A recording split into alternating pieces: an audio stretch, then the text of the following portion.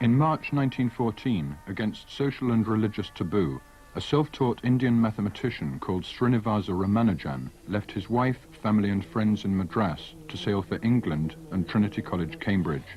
He was 26 years old.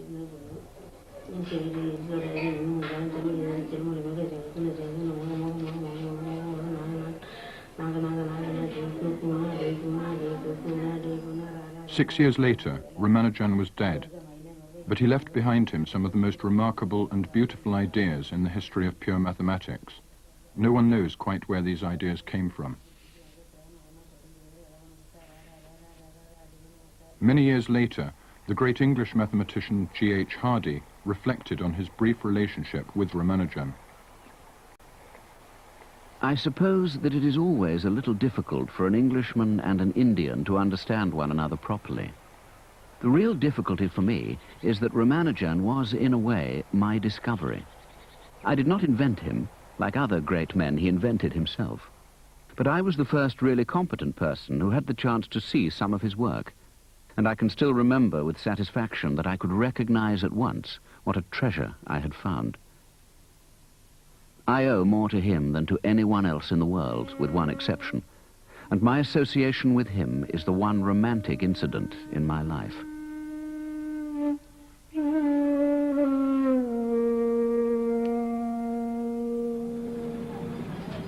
Dear Sir, I beg to introduce myself to you as a clerk in the accounts department of the Port Trust Office at Madras on a salary of only £20 per annum. I am now about 23 years of age. I have had no university education, but I have undergone the usual school course. After leaving school, I have been employing the spare time at my disposal to work at mathematics.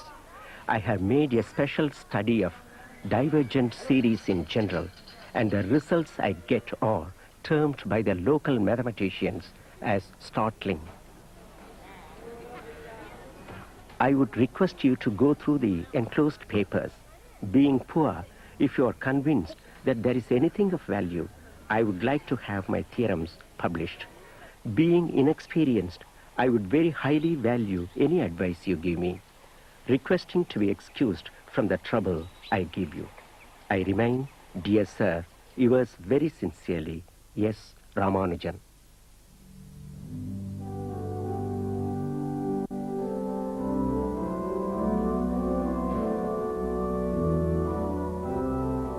Ramanujan had addressed his letter to one of the world's elite academic institutions.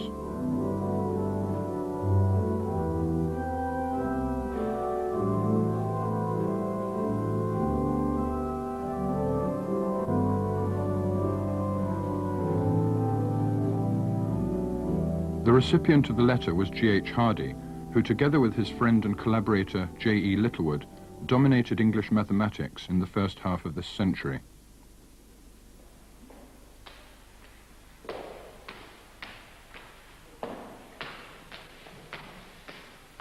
Bela Bolobash, a Hungarian mathematician and Fellow of Trinity, was a close friend of Littlewood in his later years. Littlewood often spoke about his collaboration with Hardy and of Hardy's relationship with Ramanujan.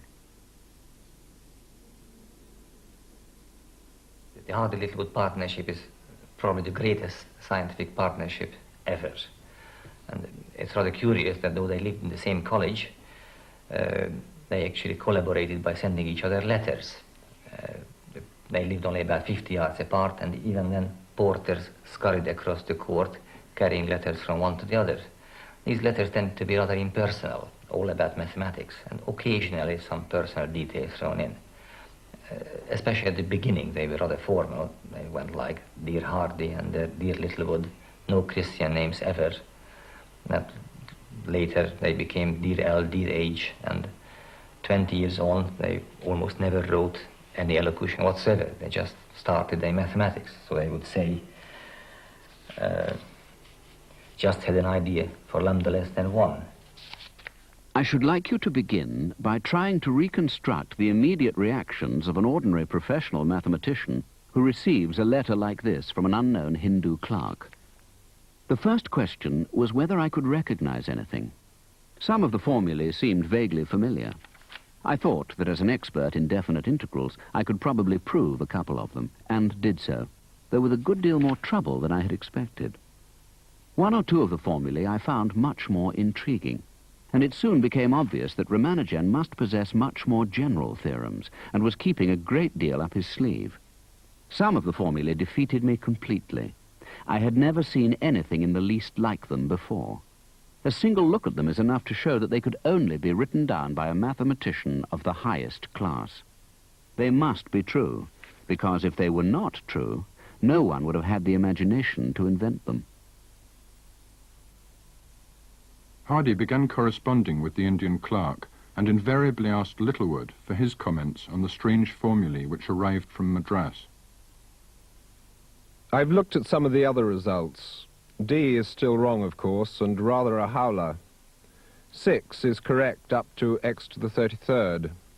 8, here is a mild verification.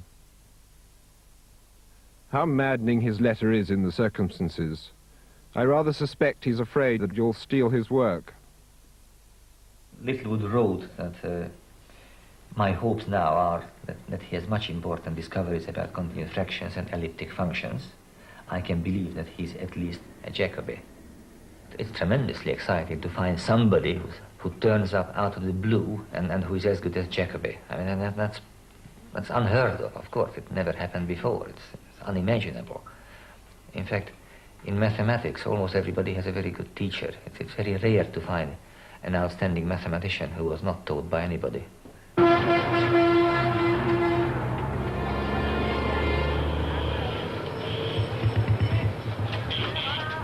Suppose here is the point.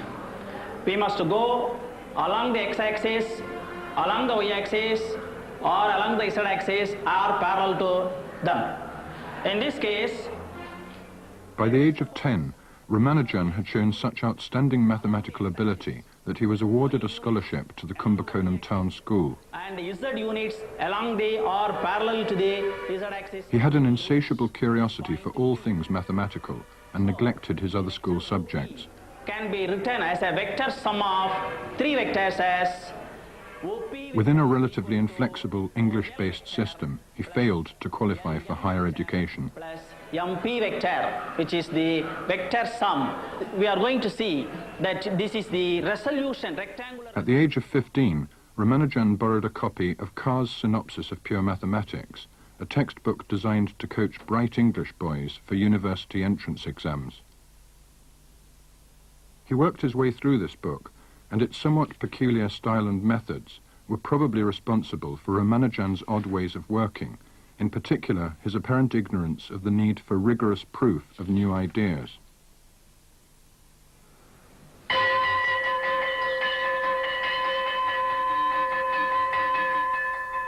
Ramanujan to Hardy, 27th February 1930. I have found in you a friend who views my labors sympathetically. This is already some encouragement to me to proceed with my onward course. You may judge me hard that I am silent on the methods of proof. It is not on account of unwillingness on my part, but because I fear I shall not be able to explain everything in a letter. I do not mean that the methods should be buried with me. It seemed to Hardy and Littlewood essential that Ramanujan be brought to Cambridge, where they could introduce him to modern mathematics and help him develop his true potential. By chance, another Trinity mathematician, E.H. Neville, was going to Madras to give a series of lectures. Hardy asked Neville to contact Ramanujan and invite him to come to England. In Madras, Neville found that Ramanujan was married to a 14-year-old girl called Janaki Amal.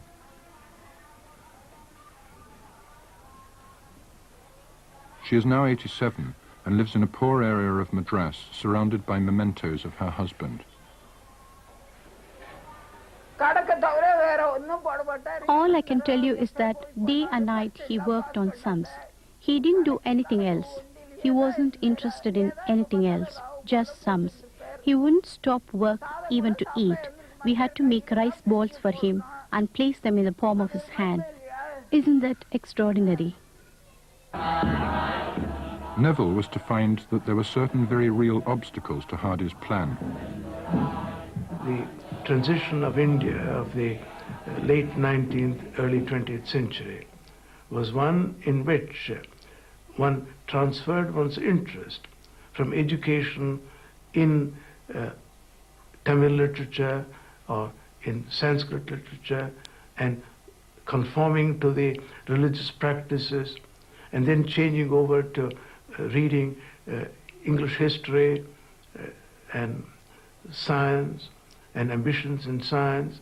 I mean, they provided an element of conflict. I think the way to understand Ramanujan is, on the one hand, he was driven by an ambition, a desire to promote his mathematical abilities, and at the same time tied to a social background which he felt he had to conform.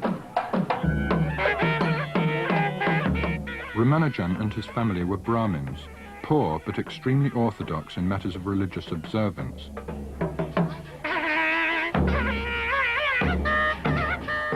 It seemed out of the question for Ramanujan to leave India.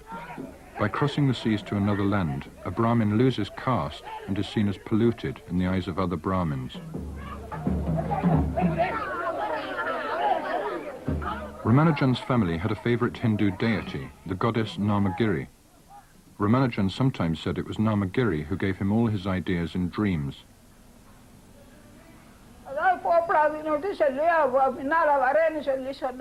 His family told him not to go, and at first he agreed not to. But then he said he was going to Namakkal to ask the goddess Namagiri for guidance. She told him to go. Yes, and now I remember. I asked if I could go with him, but he told me I was too young.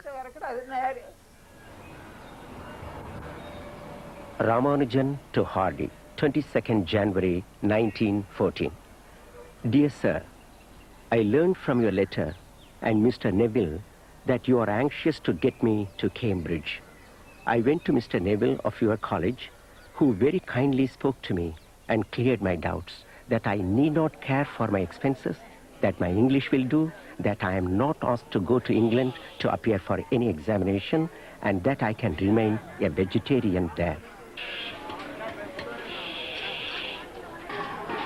So I request that you and Mr. Littlewood will be good enough to take the trouble of getting me there within a very few months. Yours sincerely, yes, Ramanujan. Before he left for London, he had his hair long, and because he thought it would hurt our feelings, he sent us off to Kumbakonam. Then he cut his hair and dressed in different clothes. You can see the photo of how he looked. I myself never saw him like that. I only saw the photo. He didn't like to have his photo taken.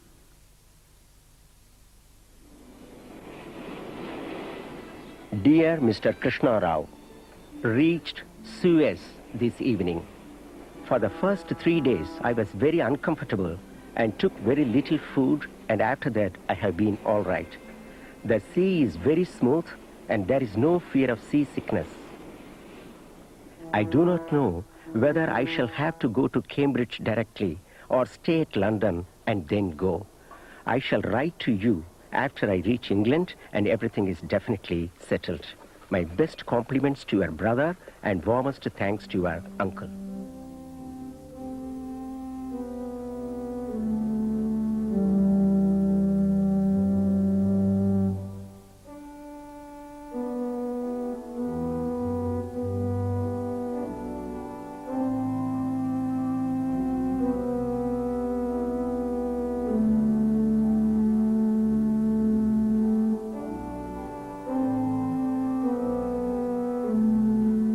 Ramanujan was about to enter a world he cannot possibly have imagined from 6,000 miles away in Madras.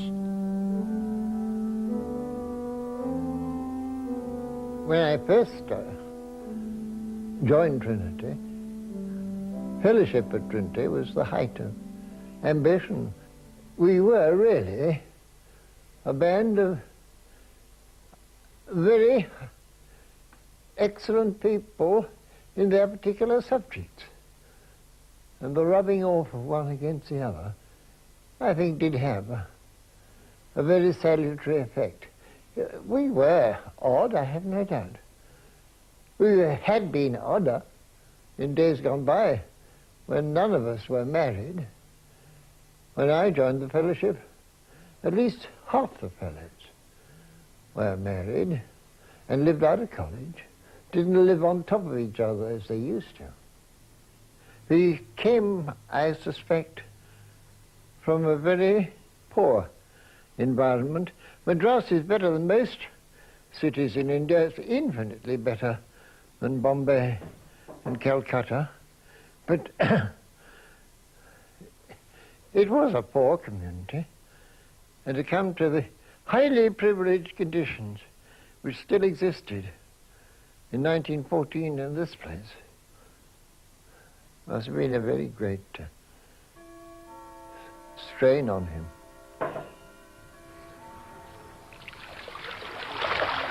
My dear Krishna Rao, please excuse me for the long delay in writing to you. Now I am somewhat accustomed to the living here. Till now, I did not feel comfortable, and I would often think, why had I come here? It is due to the difficulty of getting proper food. Had it not been for the good milk and fruits here, I would have suffered more. Mr. Hardy, Mr. Neville, and others here are very unassuming, kind, and obliging. As for my food, I have no other go but to cook myself. There is no place very near this college where I can get vegetarian food. I'll be very much obliged if you can send me some tamarind and good coconut oil by postal parcel through the cheapest route. It was not merely that he wanted to be a vegetarian, but he presumably felt compelled that the food should not be in any way made or produced by foreigners or cooked in vessels in which meat might have been cooked. And if he felt constrained to be restricted in that way, then of course he had to cook his own food. On the other hand, I mean, he was so involved in mathematics that I remember that Professor Ananda Rao, who was a contemporary of Ramanujan in Cambridge, said that he made his meals at extremely odd times because he was so occupied with his work. From the Hindu newspaper, 13th May 1914, Mr. S. Ramanujan of Madras, whose work in higher mathematics has excited the wonder of Cambridge, is now in residence at Trinity. He will read mainly with the two fellows of the college, Mr. Hardy and Mr. Littlewood. They are going through masses of work he has already done and are making some surprising discoveries in it. Ramanujan, Hardy and Littlewood have to be imagined as explorers in an exotic landscape of mathematical patterns, harmony and surprising interconnections. This landscape was their natural habitat, but it is totally impenetrable, even invisible, to the rest of us.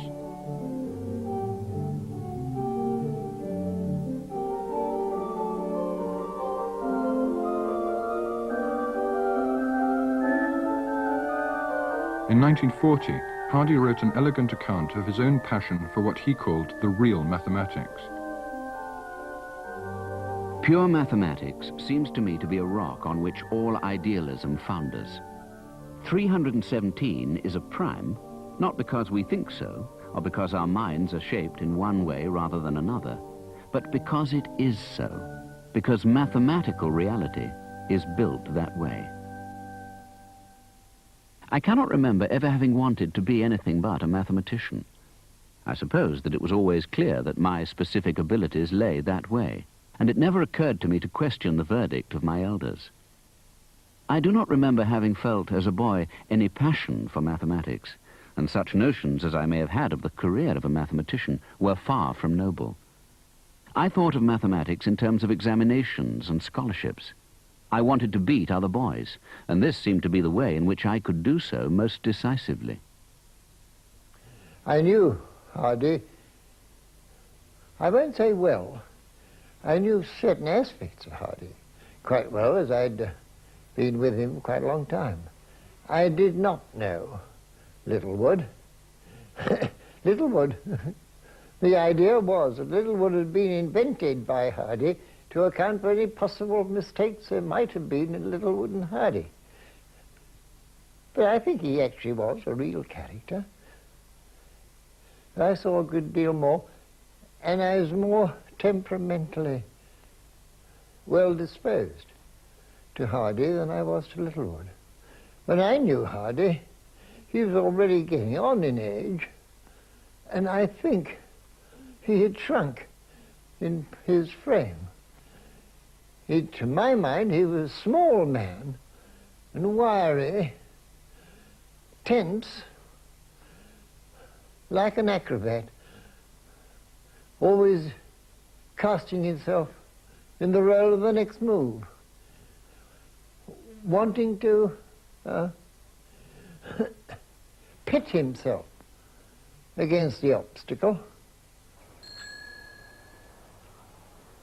If intellectual curiosity, professional pride, and ambition are the dominant incentives to research, then assuredly no one has a fairer chance of gratifying them than a mathematician. His subject is the most curious of all.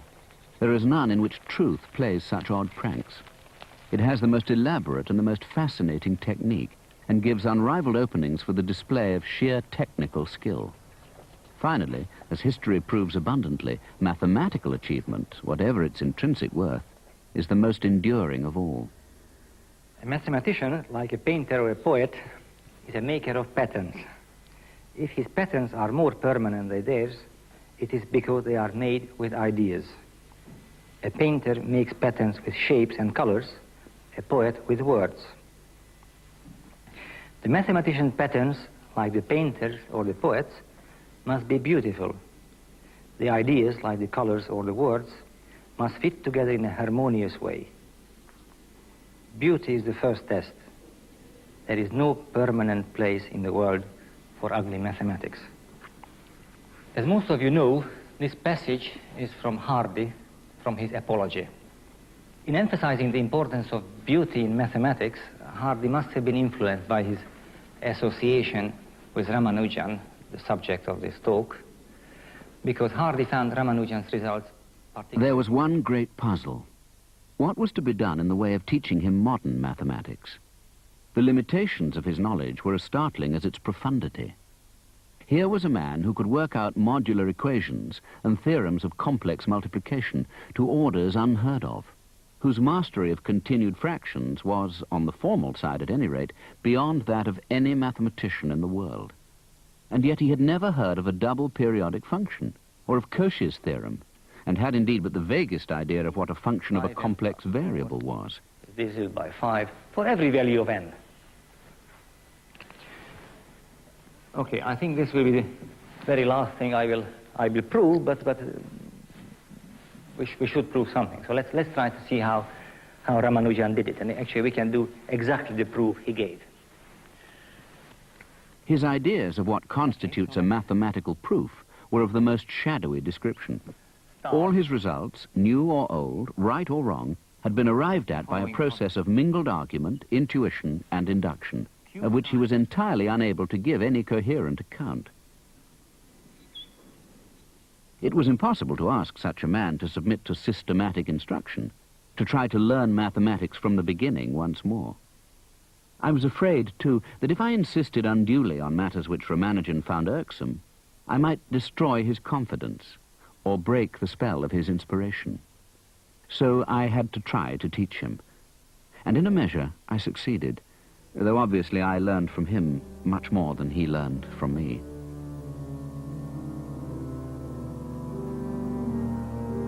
My dear Krishna Rao, I am very slowly publishing my results. The other professors here whom I know have lost their interest in mathematics owing to the present war. One of the professors here some days back remote that I have come to England in the most unfortunate time. Hardy to the University of Madras, 11th of November 1915. Ramanujan has been much handicapped by the war. Mr. Littlewood, who would naturally have shared his teaching with me, has been away, and one teacher is not enough for so fertile a pupil. Cambridge had been transformed. Trinity College was turned into a military training camp and temporary hospital for the wounded.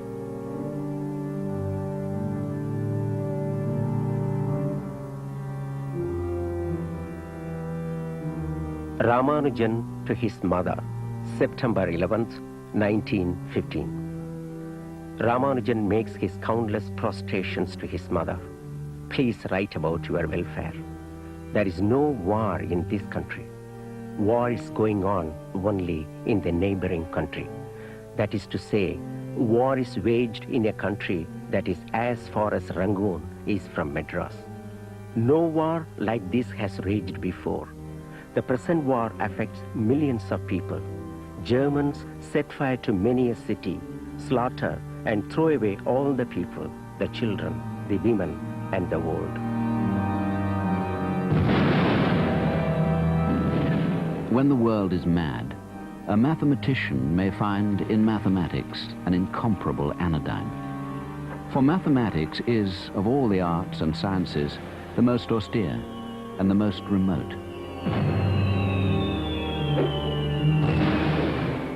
A mathematician should be, of all men, the one who can most easily take refuge where, as Bertrand Russell says, one at least of our nobler impulses can best escape from the dreary exile of the actual world.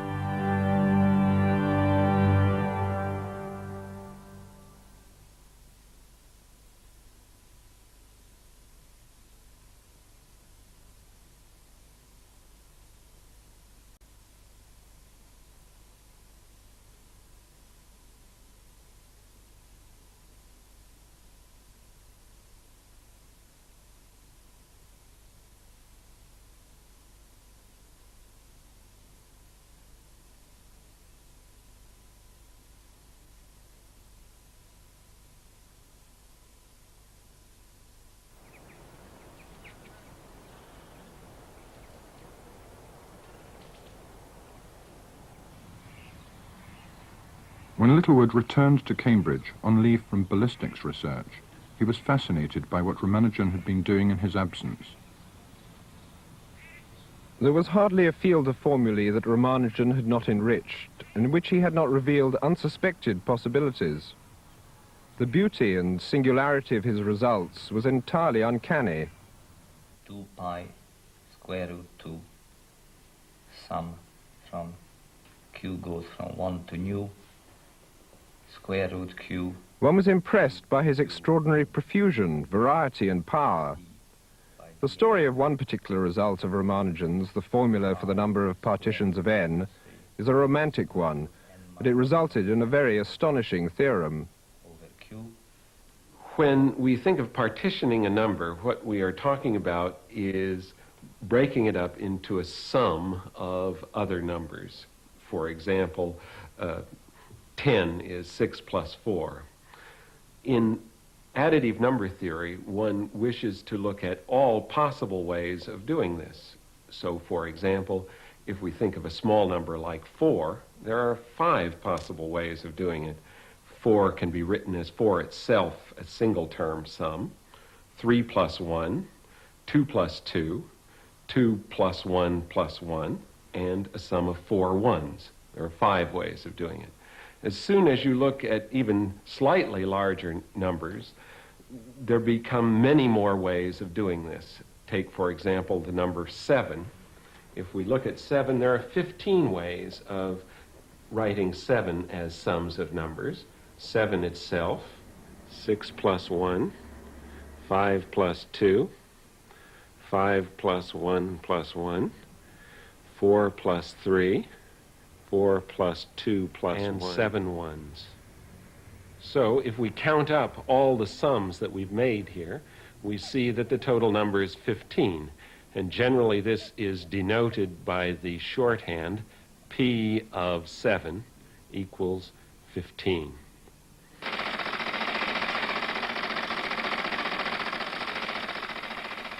Ramanujan and Hardy wanted to develop a formula to calculate the partitions of any number, no matter how large.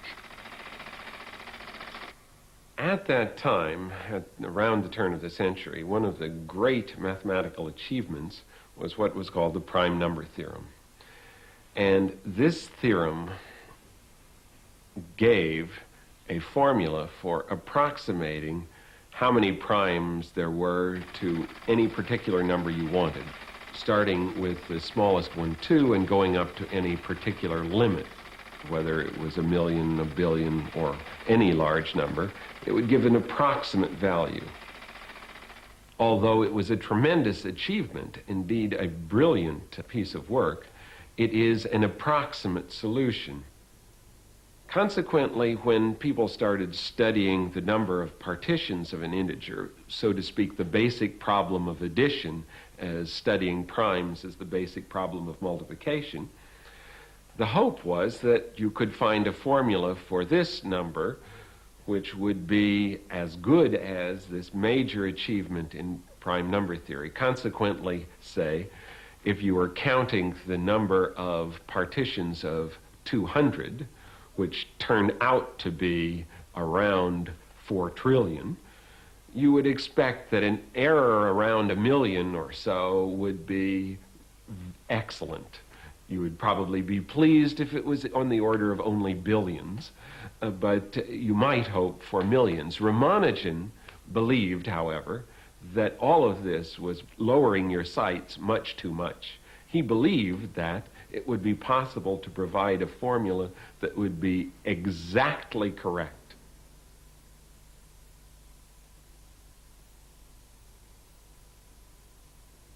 The two of them together were able to produce this formula, which they then checked against the number of ways of partitioning 200.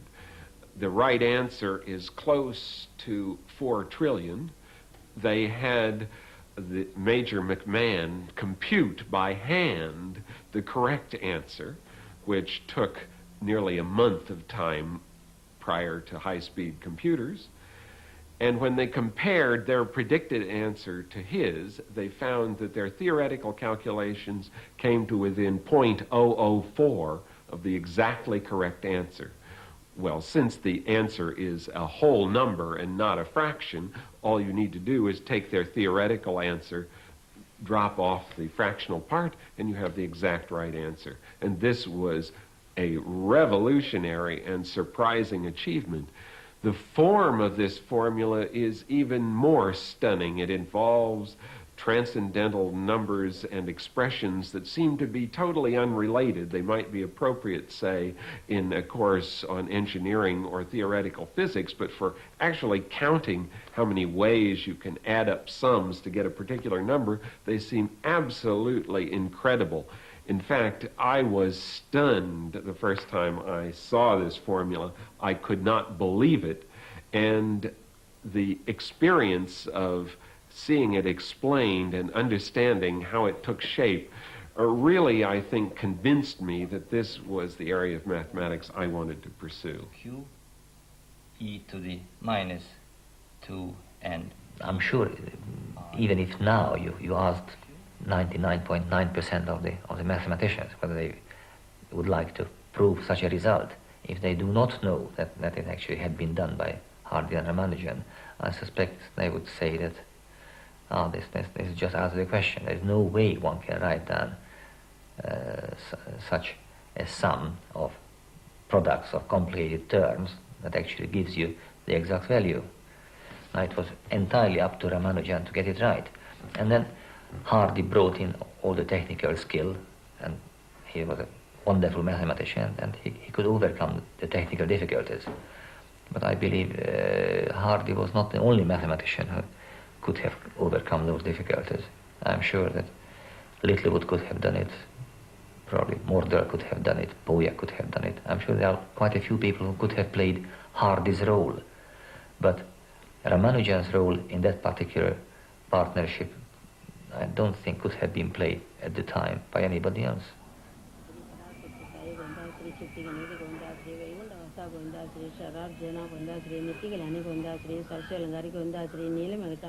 The origins of Ramanujan's extraordinary mathematical insight remain a mystery. What did he really mean when he told Indian friends that his formulae were revealed to him in his sleep by the goddess Namagiri? Hardy and most other pure mathematicians will acknowledge that there are these flashes of insight, that mathematics is not a game in which you sit just writing and writing and writing and things sort of slowly evolve in a deductive science, as many people believe. It is something where you try a problem, you fail, you try something else, you fail, you give up for a while, and one morning when you're standing in the shower, all of a sudden it hits you. This is how the thing goes, and this flash of insight sort of describes the whole panorama for you, and then you go to your study and you start to write and you see clearly what was correct, and you're able to write down a full justification of your insight.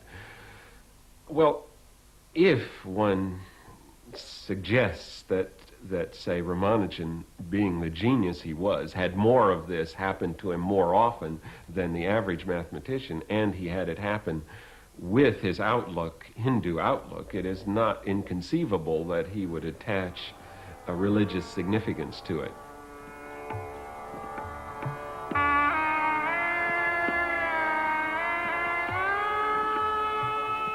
I do not believe in the immemorial wisdom of the East, and the picture I want to present to you is that of a man who had his peculiarities like any other distinguished man, but a man in whose society one could take pleasure, with whom one could take tea and discuss politics or mathematics.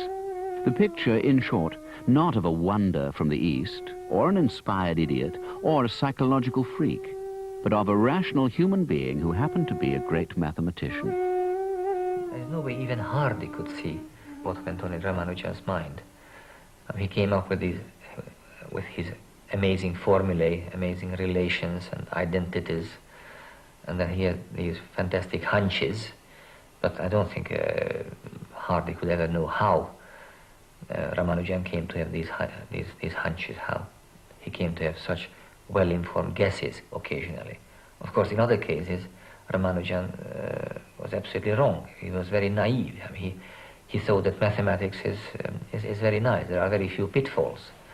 That was one of his strengths and also one of his weaknesses. That he didn't realize that things could go very badly wrong.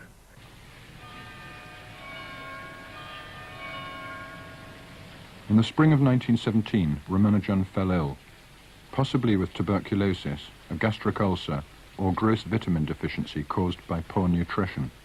No one was able to arrive at a precise diagnosis. Ramanujan was ill essentially all the time. He was in and out of bed. One thing ached or the other thing ached. He went through a host of doctors, and whenever he started with a doctor, he was full of confidence, faith, and hope. And unfortunately, a little later, when he realized the doctor couldn't help him, he went to the other extreme, and he saw that this doctor was no good at all. I fell into his trap. How can I get away from him? How can I run away from him? My dear Ramalingam, the whole of last night I had fever, and my temperature this morning was about 102 degrees. The old cook has left this place the day before yesterday. The present cook spoiled all the appalappu by scorching some of them and leaving some raw. Yesterday, I had no dinner at all. My dear Ramanujan, I was exceedingly grieved to have your painful letter. Sorry to hear the new cook is a failure as far as you are concerned. Now then, I will have to be a bit harsh with you. I am impressed with your being so particular about your palate. But you will have to choose between controlling your palate and killing yourself. Hardy to the Master of Trinity, February 1918. Dear Thompson, I should like to say more clearly what the position about Ramanujan is. If he had not been so ill, I would have deferred putting him up for a fellowship for a year or so. Not that there is any question of the strength of his claim, but merely to let things take their ordinary course. As it is, I felt no time must be lost. For my own part, I think probably he will be alive in a year's time, and that he may recover completely. Like all Indians, he is fatalistic, and it is terribly hard to get him to take care of himself. Everyone, too, is frightened of the continual illness and solitude affecting his mind. In various sanatoria he was in, the pain he had and the mathematics he was trying to do and was enjoying completely dominated his life. In fact, at some stage, he actually had nightmares. He had nightmares in which he viewed his own abdomen, and he saw it as a function which had various singularities. And this function had singularities at 1 and at -1, and lots of other integers. And he had a very strong pain at 1, and he had half as much pain at singularity -1, and he had third as much pain on the outside, and so on. So he just viewed his own stomach as a mathematical object. He viewed his own abdomen as a mathematical object. And such nightmares apparently recurred. So he must have been completely preoccupied with his illness and mathematics. Ramanujan's condition and state of mind fluctuated wildly. He even attempted suicide.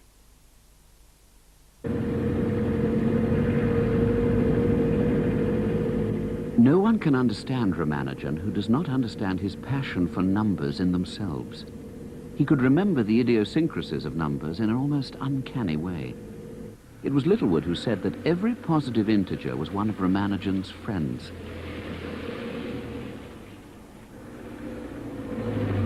I remember going to see him when he was lying ill in Putney. I had ridden in taxicab number 1729 and remarked that the number seemed to me rather a dull one, and that I hoped it was not an unfavourable omen. "No," he replied, "it is a very interesting number. It is the smallest number expressible as a sum of 2 cubes in 2 different ways."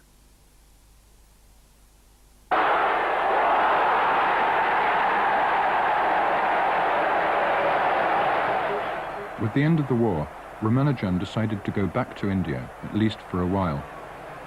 The work he had already done in England had secured him fellowships of both the Royal Society and Trinity, the first Indian to be elected to either.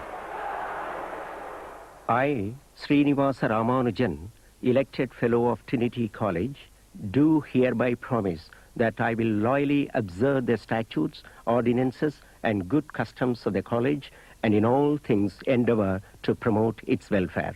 22nd February 1919. Yes, Ramanujan. 5 days later, he left for India. He would never see Trinity College again.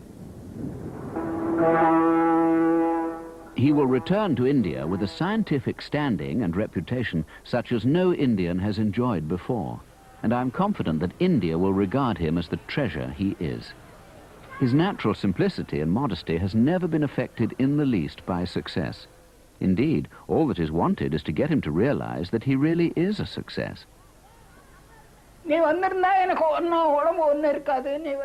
He used to say, "If you had come with me, I wouldn't have fallen ill. It's because you didn't come that my health failed." Ramanujan's last year must have been a very hard one for him. One of Ramanujan's classmates met him on his return to Madras and writes that he was very strained. He was not a very happy person the way he was before he left India. And he says that he looked very glum and very morose. He said he had left all his maths books in England and would like to go back. He also said he had 5,000 rupees in savings to buy me diamond eardrops and a gold belt.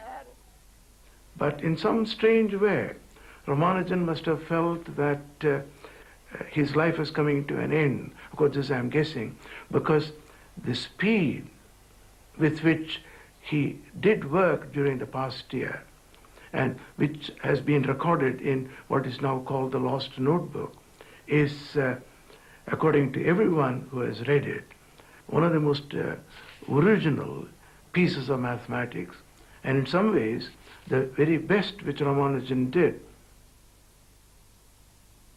Ramanujan to Hardy, Madras, 12th January 1920. I am extremely sorry for not writing you a single letter up to now. I have discovered very interesting functions recently, which I call mock theta functions. Unlike the false theta functions, they enter into mathematics as beautifully as the ordinary theta functions. He wouldn't talk to anyone who came to the house. It was always maths. Even then he didn't care about his meals, but would only do sums. He sent them to England.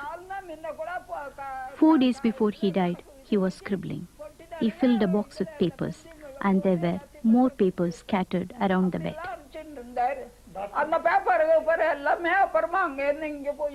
The papers went here and there and changed hands. I don't know where they went. For him, in this universe, maths was everything.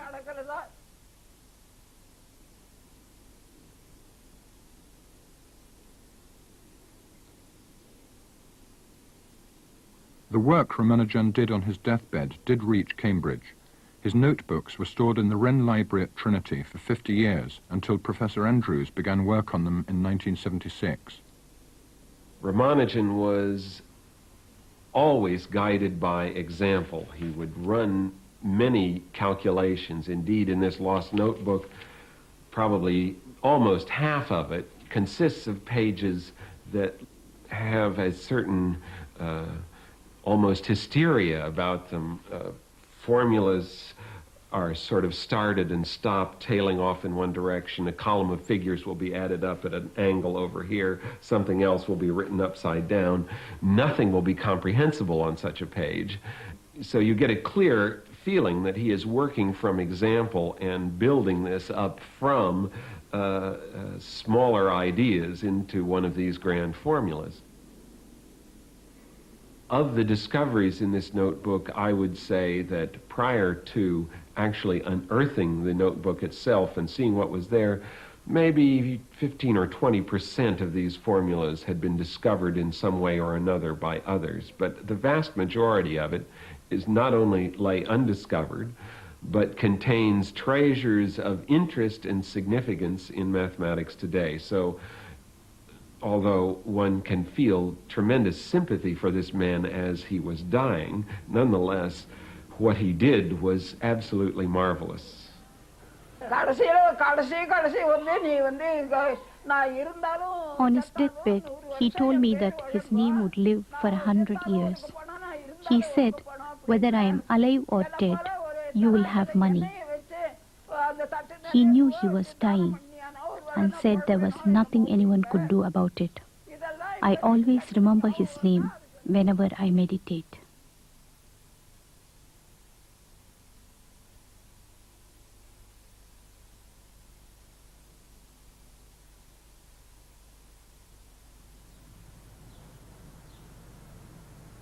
I have just heard from India that Ramanujan is dead.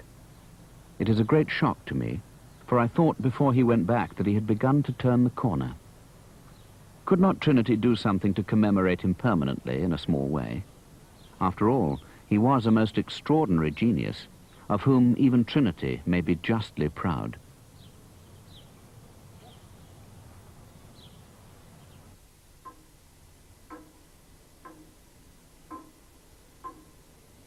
Hardy has a plaque in the Bowling Green, and Littlewood's bust stands in the combination room to which Trinity Fellows still retire after dinner to drink claret and port. There is no plaque or bust of Ramanujan at Trinity, but Hardy did help arrange for Ramanujan's mathematical papers to be edited and published as a lasting memorial to his mathematical genius. Even when Hardy informed Littlewood of Ramanujan's death, and Littlewood answered Hardy from Cornwall, where he was at the time. Most of the letter was about mathematics. The letter started off saying, "Dear H, what a tragedy about R. I will see what I can do about the obituaries." And then number 1, omega h. Your proof of the lemma about sigma from minus n to infinity minus 1 to the n to the minus s is sound. More or less reads the sigma up to n plus sigma up to n proof. In 1941, a picture post photographer took this picture of an unnamed spectator at a Twickenham rugby match. It was G.H. Hardy. A year earlier, when he felt he was past his prime, Hardy wrote these words in his Mathematician's Apology. I have never done anything useful. No discovery of mine has made, or is likely to make, directly or indirectly, for good or for ill, the least difference to the amenity of the world. Judged by all practical standards, the value of my mathematical life is nil, and outside mathematics it is trivial anyhow.